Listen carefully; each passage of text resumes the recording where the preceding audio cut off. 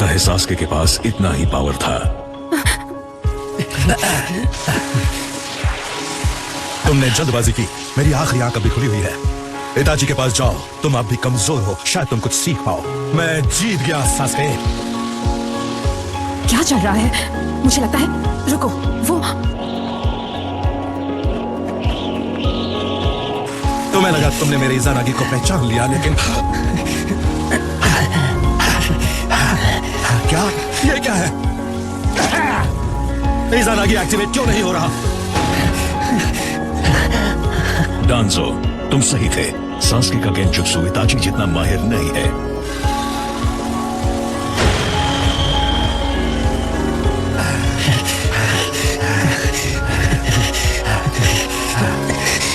तुम बहुत शातिर निकले।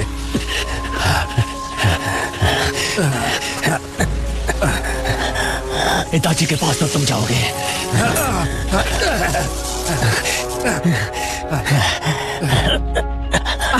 जैसा मैंने सोचा था, यही है असली डांजो।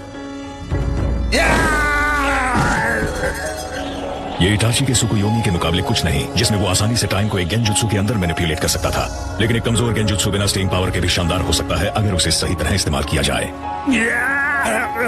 इज़ानागी में एक बार जुत्सु खत्म हो जाए तो शारिंगान भी निकल जाता है।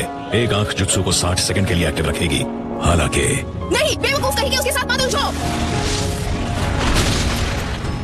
लग रहा था जैसे सास्के लगातार हमले करके गलती कर रहा है, पर उसका इरादा एक एक करके डांजो के सारे शारिंगान बंद करना था। सास्के जानता था वो क्या कर रहा है। डांजो और सास्के के बीच हाथापाई होने के बस पहले डांजो के राइट आर्म के शारिंगान बंद हो चुके थे। सास्के एक उचीहा है और उसके पास है मांगेक्यो शारिंगान। उसके ऑब्जर्वेशन के पावर्स तुमसे कहीं ज्यादा शानदार हैं डांजो। तुम्हें पता भी नहीं चला सास्के ने इतनी तेजी से तुम पर एक गेंजुत्सु लगा दिया ताकि तुम्हें लगे कि तुम्हारे हाथ पर एक आंख अब भी खुली है। तुम्हें इस बात की फिक्र थी कि तुम्हारा इज़ानागी कितने वक्त तक चलेगा, इसीलिए तुम अपने राइट आर्म का शारिंगान चेक करते रहे। सास्के ने वो नोटिस किया। वो चाहता था कि तुम्हें ऐसा लगे कि इज़ानागी ज्यादा वक्त तक चलेगा, और सिर्फ एक सटल चेंज करना पड़ा। वो पहले ही कंफर्म कर चुका था कि वो तुम पर गेंजुत्सु कर सकता है, भले वो सिर्फ एक पल के लिए क्यों ना हो। सास्के ने उस मौके का फायदा उठाया। क्योंकि तुम्हारे पास शारिंगान है, तुमने अंडर एस्टिमेट किया कि उसे बैटल में कैसे यूज किया जाए। तुम्हारी आर्गेंसी तुम्हारी हार की वजह बन गई।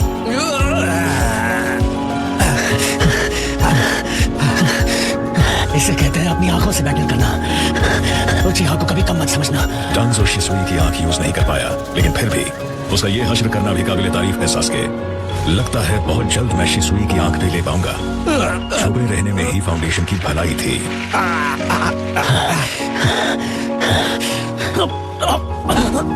मैं आ रही हूँ सास्के।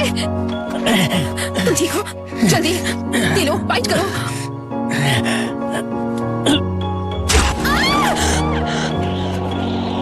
इस लड़की को साथ लाने का फैसला सही था। ये बहुत काम की निकली। मैं अब समझा सास्के इसे अपनी टीम का हिस्सा क्यों बनाना चाहता था।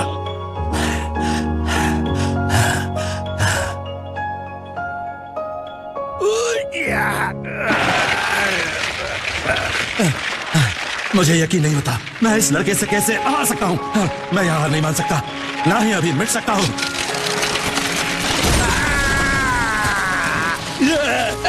इस तरह तो फर्स्ट होगा कि सेंस मुझ पर हावी हो जाएंगे। वो खत्म होने वाला है और अब चक्र को कंट्रोल नहीं कर पा रहा। हाशिरामा के पावर को मैनेज करना इतना भी आसान नहीं। यकीन नहीं होता, ये आसानी से हार नहीं मानता।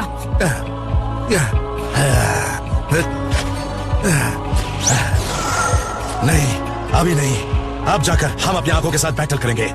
उसकी राइट आई का विजुअल प्राउस लौट आया है। अच्छा, तो ये बात है। उसका प्लान था इज़ानागी को यूज करना जब तक शिसुई की आंख ठीक ना हो जाए।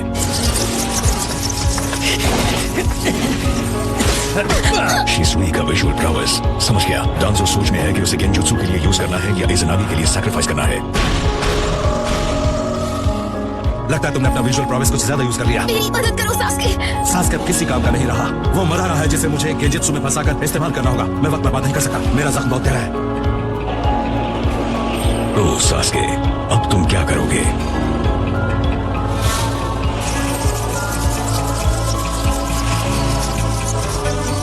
कितनी अजीब बात है कि तुम जो सेल्फ सैक्रिफाइस के गुण गा रहे थे वो एक हॉस्टेज ले रहे हो। ऐसा नहीं कि मुझे अपनी जिंदगी से कुछ खास लगाव है, लेकिन लीफ के लिए और पूरे शिनोबी वर्ल्ड के लिए मैं किसी भी हाल में आज यहाँ तो खत्म नहीं हो सकता। चाहे जो भी करना पड़े, मुझे सरवाइव करना पड़ेगा, क्योंकि वो मैं ही हूँ, वो रिफॉर्मर जो शिनोबी वर्ल्ड को बदलेगा। और ये लड़की उसके लिए सिर्फ एक सैक्रिफाइस है। सास्के, मदद करो, कुछ करो। हिलना मत कारिन, वहीं रहो।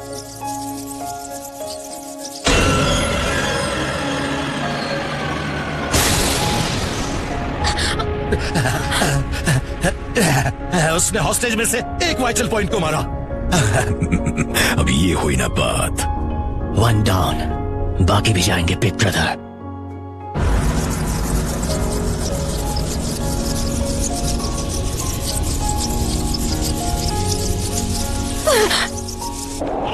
तुम्हारे पास इस नागी के लिए टाइम नहीं था, है ना डांजो? सास्के, क्या मैं तुम्हारे लिए कुछ नहीं थी? क्या मैं सिर्फ... कारिन, अगर कोई इतनी आसानी से तुम्हें हॉस्टेज बना सकता है तो तुम एक बोझ हो।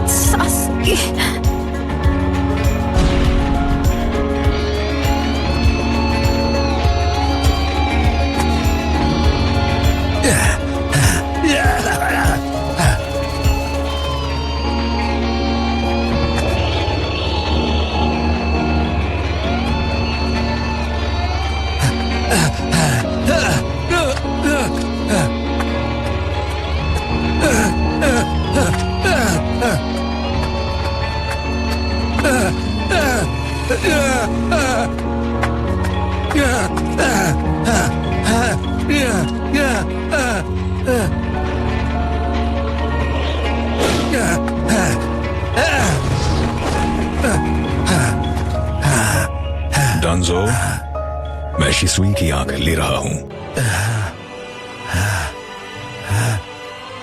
शिनोबी वर्ल्ड और लीफ की खातिर मैं तुम दोनों को जिंदा रहने नहीं दे सकता। ये एक रिवर्स टेट्राग्राम सीलिंग जुत्सु है। सास्के, डांजो से दूर हट जाओ। फिर हुसैन, इसके बाद मेरी बारी है।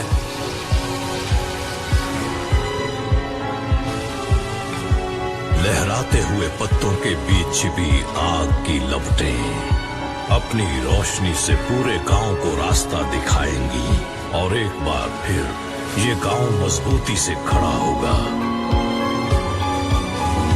जिस तरह तुमने अपनी जान गंवाई थी हिडन लीफ विलेज को प्रोटेक्ट करने के लिए,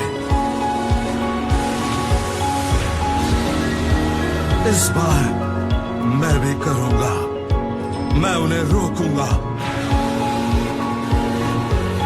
लेकिन आखिर में मैं कभी होकागे नहीं बन पाया।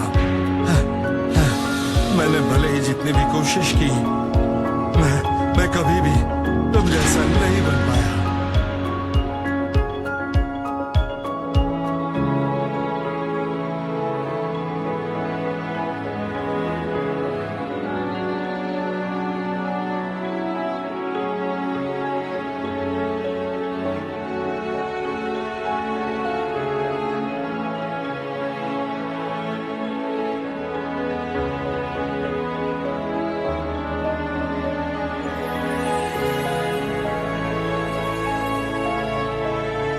तुम एक ट्री लीफ थे जिस पर रोशनी चमकती थी।